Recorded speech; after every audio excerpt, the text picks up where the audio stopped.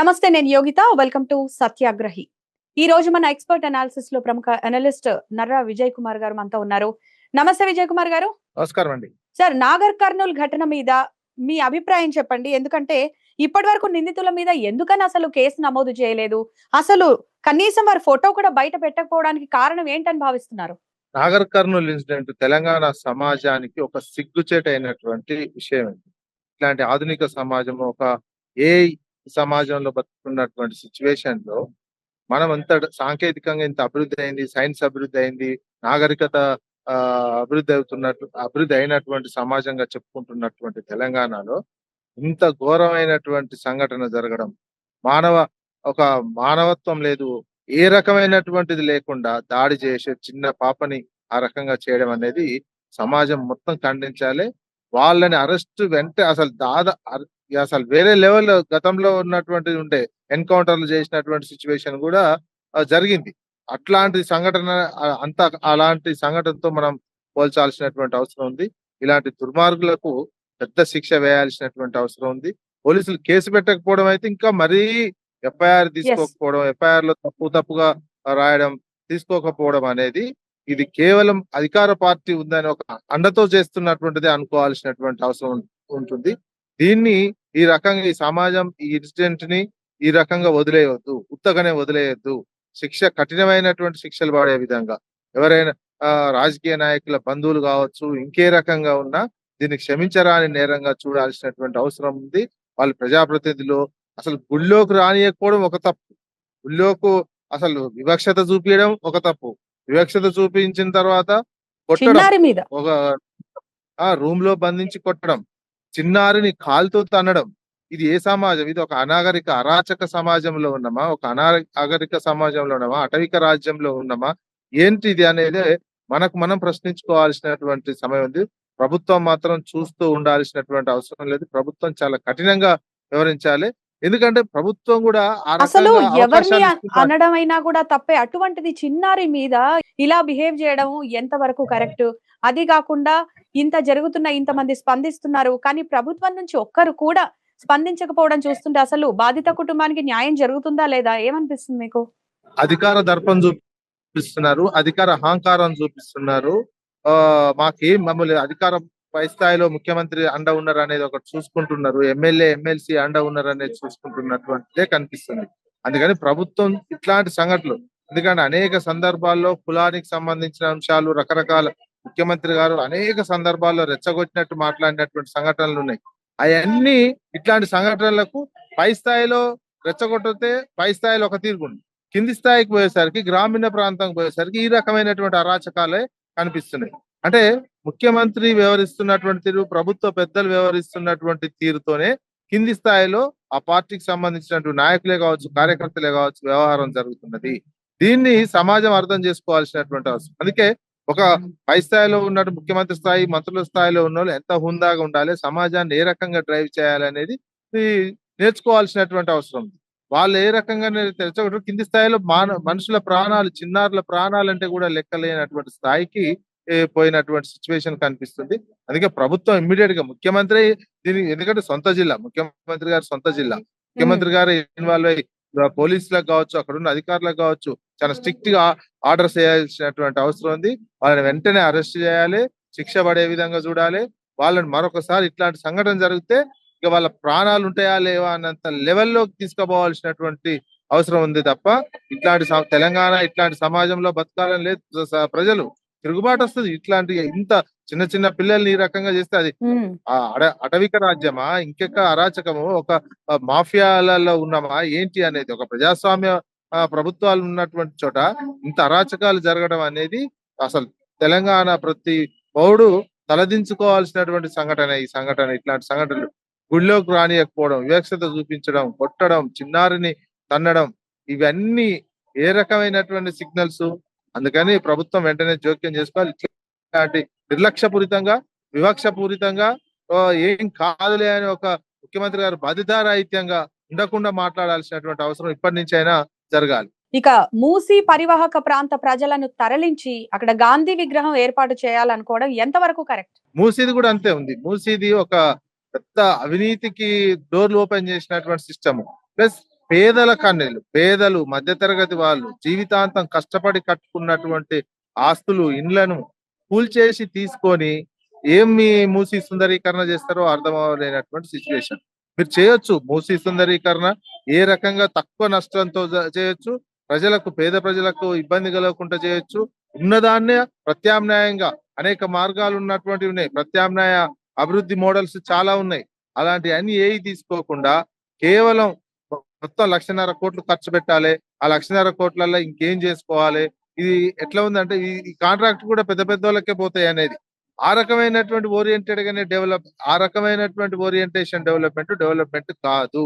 మీరు మూసి గర్భం నుంచి ఇటు కిలోమీటర్ అటు కిలోమీటర్ తీసుకోవాలని చూడడం అంటే ఎన్ని ఇండ్లు పోతాయి, ఈ మొత్తము ఎన్ని లక్షల మంది చెప్తున్నది. ఇప్పుడు కొంతవరకు ఆ మూసి ఇప్పుడు ఈ రోజు సేకరిస్తున్నటువంటి ఇప్పుడు చేసిన నోటిఫికేషన్ 83 ఎకరాలను 3,000 ఎకరాలని చెప్తున్నటువంటిది. కానీ అక్కడి నుంచి మొదలుపెట్టి అక్కడి నుంచి మొదలుపెట్టి గౌరెల్లి వరకు చూసుకుంటే కొన్ని వేల ఎకరాలు, కొన్ని లక్షల కుటుంబాలు పోయేటువంటి ప్రమాదంలో ఉన్నది.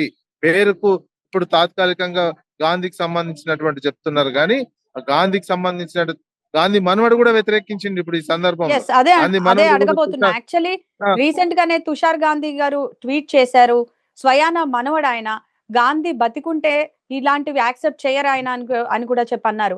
సో ఇప్పటికైనా ప్రభుత్వం వెనక్కి తగ్గుతుందా? అసలు మీ అంచనా ఏంటి? తగ్గుతుందని అయితే నేను అనుకోవట్లేను, కానీ ప్రజా ఒత్తిడి మరింత పెరగాల్సినటువంటి అవసరం ఉంది. ఎందుకంటే గాంధీ నెహ్రూ పేరు చెప్పుకునే కాంగ్రెస్ పార్టీ పాలన సాగిస్తుంది దేశంలో ఎప్పటికి కూడా. గాంధీ నెహ్రూలు ఇలాంటి ఏం చేయరు, పేద ప్రజల కన్నీళ్లు తుడిచే వాళ్ళు చేసేటువంటి గాంధీ నెహ్రూ పేరు చెప్పుకొని వీళ్ళు చేస్తున్నటువంటి అరాచకానికి ఇట్లాంటి మూసీ డెవలప్మెంట్ అనేది చాలా చాలా ఉన్నాయి. మూసీకి చేయడానికి కావాల్సినటువంటి నష్టం తక్కువ చేసి అసలు నష్టమే లేకుండా, ప్రజలకు నష్టం లేకుండా చేయాల్సినటువంటి మోడల్ కూడా ఉన్నది.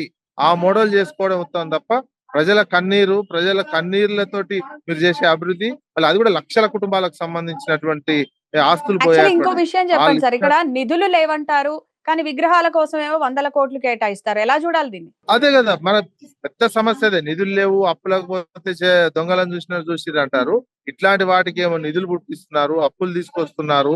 లేకపోతే దీన్నే అంటారు మూలధన వ్యయం మీద ఖర్చు పెట్టకుండా తెచ్చిన అప్పులను సోకుల కోసం ఖర్చు పెట్టడం అనే అంటారు. మీరు కొంతమంది బడా పెట్టుబడిదారులకు, కాంట్రాక్టర్లకు లాభం చేయడానికి, తద్వారా ఎన్నికల ఖర్చు మేము ఎలా తీసుకోవడం కోసం, ఇతర రాష్ట్రాల ఎన్నికల ఖర్చు, ఈ రాష్ట్రాల ఎన్నికల ఖర్చు కోసం ఇట్లాంటి కార్యక్రమాలు చెప్పించి పేద ప్రజలను తొక్కుకుంటూ చేసే అటువంటి అభివృద్ధి నమూనా కాదు. ప్రజాబాహుల్యంలో ఈ మెజార్టీ సమాజానికి యాక్సెప్టెన్సీ ఉండే విధంగా చేసే అభివృద్ధి, వాళ్ళ సమ్మిళితమైనటువంటి అభివృద్ధి కింద ఉంటుంది. వాళ్ళ కష్టాలకు పడకుండా, నష్టపోకుండా చేసేటువంటి అభివృద్ధిగా చూడాల్సినటువంటి అవసరం ఉంటుంది తప్ప వీళ్ళందరినీ కొట్టేసి మేము తీసుకొని అభివృద్ధి చేస్తామనే నమూనాను ప్రజలు యాక్సెప్ట్ చేయరు. ఇది ప్రజల్లో ఇంకా చైతన్యం రావాల్సి, మూసీ పరివాహక ప్రాంత ప్రజలంతా మరింత చైతన్యవంతమై ప్రభుత్వాన్ని మెడలు వంచే విధంగా తీసుకురావాల్సినటువంటి అవసరం ఉంది. లేకపోతే మిగిలినది ఇక్కడ ఉన్నటువంటి మీరు చూసేటువంటి ప్రైవేట్ సంస్థలకు అప్పగించడానికి పేద మధ్యతరగతి ప్రజల ఆస్తులను తీసుకొని కొట్టేయడం అంటే అది మొత్తం ఒక అటవిక రాజ్యం. ఇది ప్రజాస్వామ్య రాజ్యం అనిపించుకోదు, స్వామికంగా వ్యవహరించేటువంటి చర్య కాదు. రేవంత్ సర్కార్ అధికారంలోకి వచ్చినప్పటి నుంచి కూడా ఎక్కడో ఒక చోట ఏదో ఒక ఆందోళన జరుగుతూనే ఉంది. వీటిని ఎలా చూడాలి? అంటే ఈ నిరసనలు, ఆందోళనలు ప్రభుత్వ వైఫల్యంగా చూడాలా? ఎందుకంటే ఆశా వర్కర్ల నిరసనల్లో పోలీసుల తీరు మీద కూడా చాలా విమర్శలు వస్తున్నాయి. సో ప్రభుత్వం ఎందుకని వారి పట్ల అంత కఠినంగా వ్యవహరిస్తోంది అనుకోవాలి? 2 సంవత్సరాలు అయిందండి, దాటింది. 2 సంవత్సరాలు దాటిన తర్వాత వివిధ వర్గాల ప్రజలకు ఈ ప్రభుత్వం ఇచ్చినటువంటి హామీలు, అనేక హామీలు ఇచ్చింది. ఎన్నికల్లో గెలవటం కోసం అనేక హామీలు ఇచ్చింది. ఏ వర్గ ప్రయోజనాలు కూడా, ఏ వర్గానికి సంబంధించిన హామీలు కూడా నెరవేర్చలేదని ఇప్పుడు అర్థమవుతుంది. ప్రభుత్వానికి ఆయా వర్గాల ప్రజలు 2 సంవత్సరాలు టైం ఇచ్చారు. టైం తర్వాత ఇంకా నెరవేర్చలేకపోయేసరికి ఆశా వర్కర్స్ కావచ్చు, ఆర్టీసీకి సంబంధించినటువంటి ఉద్యోగులు కావచ్చు, అదేవిధంగా రైతులు కావచ్చు, అదేవిధంగా అడ్వకేట్స్ కావచ్చు, జర్నలిస్టులు కావచ్చు, అన్ని వర్గాల ప్రజలు క్రమంగా నిరసన వ్యక్తం చేసి బయటికి వస్తున్నారు. ధర్నాల రూపంలో, రాస్తారోకల రూపంలో, ప్రెస్ కాన్ఫరెన్స్ల రూపంలో రకరకాల ఆందోళనలకు వస్తున్నారు. నిన్న ఆశా వర్కర్లకు సంబంధించినటువంటిది కూడా ఆ రకమైంది. ఆశా వర్కర్లు ముట్టడి చేసినటువంటిది ఉన్నది, ధర్నా చేసినటువంటిది ఉన్నది. ఎందుకు వాళ్ళకి ఇస్తానటువంటి జీతాలకు సంబంధించినటువంటి 18,000 కనీస 18,000 జీతము, ఇతర సౌకర్యాలకు సంబంధించినటువంటి ఇస్తా అని హామీ ఇచ్చి నెరవేర్చకపోవడంతో వాళ్ళు ఇన్ని రోజులు ఓపిక పట్టి ఇట్లాంటి నిరసన కార్యక్రమాలు, వాళ్ళ పట్ల పోలీసులు రాష్ట్ర వ్యాప్తంగా ఇక్కడ హైదరాబాద్కి వస్తున్నారంటేనే రాష్ట్ర వ్యాప్తంగా ఏ ఊరికి ఆ ఊరికి ఉన్నటువంటి ఆశా వర్కర్లను నిర్బంధించడం జరిగింది. అయినా రావటం జరిగింది. వచ్చి ఇక్కడ చేసిన నిరసన కార్యక్రమంలో పోలీసులు అనుసరించినటువంటి విధానం చూసినా ప్రభుత్వం అనుసరిస్తున్నటువంటి విధానాలు సరిగా లేవనేది ఒక క్లియర్ గా అర్థమవుతున్నటువంటి. అదేవిధంగా ఆర్టీసీకి సంబంధించినటువంటి నిన్న ఆశా వర్కర్లు, ఇవాళ ఆర్టీసీ కార్మికులు, అసలు వీళ్ళ డిమాండ్లు ప్రభుత్వం పట్టించుకునేది ఎప్పుడు? వీళ్ళ కష్టాలు తీరుతాయంటారా? కష్టాలు తీరకనే వీళ్ళంతా చేస్తున్నారు. తీర్చే అవకాశం కూడా ప్రభుత్వం ఆ రకమైనటువంటి స్టెప్స్ వేయట్లేదు. నిరంతరం వాళ్ళకు వ్యతిరేకమైనటువంటి కార్యక్రమాలే చేస్తుంది. పేరుకు ఆర్టీసీని ప్రభుత్వంలో విలీనం చేయాలని గత ప్రభుత్వం తీసుకున్నటువంటి నిర్ణయము అసెంబ్లీలో చట్టం చేసి గవర్నర్ దగ్గరకు పంపించిన తర్వాత కూడా అపాయింటెడ్ డేట్ ఇవ్వలేనటువంటి సిచ్యువేషన్ లోకి ఈ ప్రభుత్వం ఉంది. అప్పుడు వచ్చిన ఎలక్షన్ లో ఇస్తామని చెప్పినటువంటిది వచ్చేసరికి 2 ఏళ్ళు ఓపిక పట్టారు. ఈరోజు చలో సెక్రటేరియట్ మరొక ఎలక్ట్రికల్ బస్సులు తీసుకొస్తున్నారు. అది కూడా ఆర్టీసీ యాజమాన్యం కింద కాకుండా పూర్తిగా ప్రైవేటీకరణ చేస్తున్నటువంటిది. క్రమక్రమంగా ఆర్టీసీకి సంబంధించినటువంటి డిపోలు కావచ్చు, ఆస్తులు కావచ్చు, బస్సులు కావచ్చు, ఎలక్ట్రిక్ బస్సుల పేరుతోటి పూర్తి స్థాయిలో ప్రైవేటీకరణ చేసేస్తున్నటువంటి విధానం కనిపిస్తుంది. అందుకే ఆర్టీసీ కార్మికులు ముందు జాగ్రత్త చలో సెక్రటేరియట్ కార్యక్రమాన్ని కూడా తీసుకురావడం జరిగింది.